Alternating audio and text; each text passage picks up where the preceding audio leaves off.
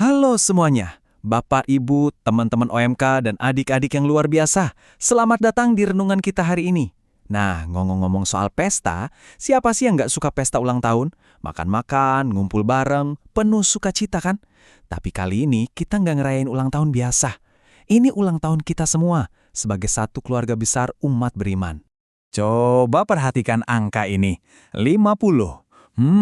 Adik-adik atau Bapak Ibu, ada yang tahu nggak kenapa angka 50 ini penting banget buat obrolan kita sekarang? Apa ada yang lagi ngerayain pesta emas perkawinan? Atau usia seseorang? Nggak dong, ternyata angka 50 ini justru jadi kunci utama renungan kita loh. Jadi gini, dari akar katanya, Pentakosta itu berasal dari bahasa Yunani yang artinya yaitu tadi, 50. Kenapa 50? Karena perayaan agung ini jatuhnya tuh persis di hari ke-50 setelah kita merayakan Paskah kebangkitan Kristus. Di hari ke-50 inilah momen luar biasa terjadi, yaitu turunnya Roh Kudus ke atas para rasul. Biar renungan kita makin asyik dan terarah, kita bakal bahas 5 hal ini ya. Mulai dari pesta ulang tahun gereja, hari ke-50 setelah Paskah, makna liturgi minyak Krisma, karya Roh Kudus di keseharian kita, dan kita tutup dengan refleksi pribadi perutusan kita. Oke, kita masuk ke bagian pertama. Pesta ulang tahun gereja merayakan awal mula kita. Sama persis kayak kita ngerayain ulang tahun buat mensyukuri hidup, Pentakosta ini ngingetin kita sama akar kita. Peristiwa Pentakosta itu benar-benar momen resmi kelahiran Gereja Katolik. Di titik inilah komunitas umat beriman pertama kali dibentuk dan diberi kuasa. Jadi, ini momen yang pas banget buat kita di lingkungan ini untuk ngerayain warisan iman yang udah dijaga ribuan tahun.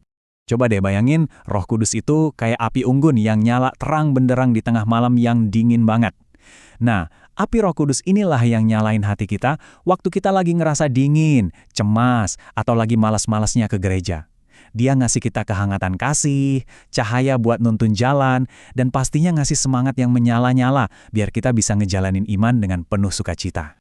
Lanjut ke bagian 2 ya, hari ke-50 setelah Paskah, perjalanan para rasul. Lini masa ini nunjukin banget gimana perjalanan emosional dan spiritual para rasul awal. Coba lihat, mulai dari hari pertama, Paskah. Wah, mereka pasti seneng banget kan? Yesus bangkit, terus masuk ke hari ke-40, kenaikan Tuhan ke surga, dan puncaknya ada di hari ke-50, Pentakosta. Tuhan tuh nggak pernah ninggalin para rasul, dan juga kita sendirian. Dia mengutus rohnya tepat pada waktunya. Ini nih poin yang paling seru, kontrasnya luar biasa banget. Bapak, Ibu, dan adik-adik coba perhatiin deh.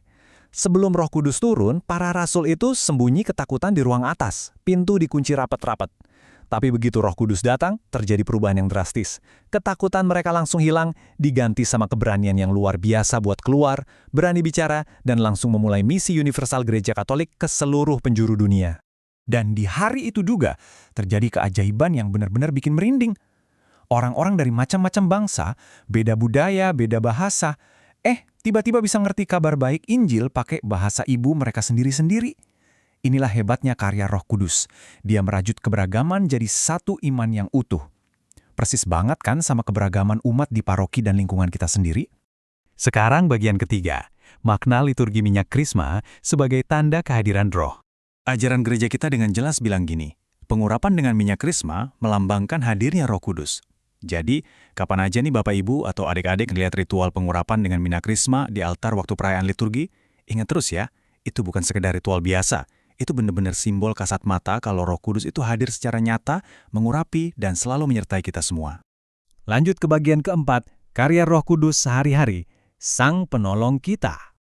Tahu nggak sih, gereja kita tuh secara khusus nyebut Roh Kudus sebagai Sang Penolong. Dan ingat ya, dia nggak cuma ada di dalam gedung gereja aja loh, tapi dia diberikan justru buat memperkuat kita di keseharian.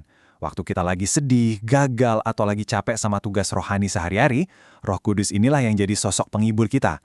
Dia yang terus ngasih inspirasi di perjalanan iman kita, biar kita nggak gampang nyerah.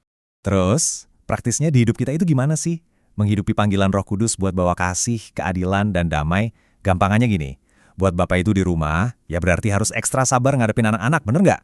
Buat yang kerja di kantor, ini berarti berani jujur dan punya integritas, walau godaannya banyak banget.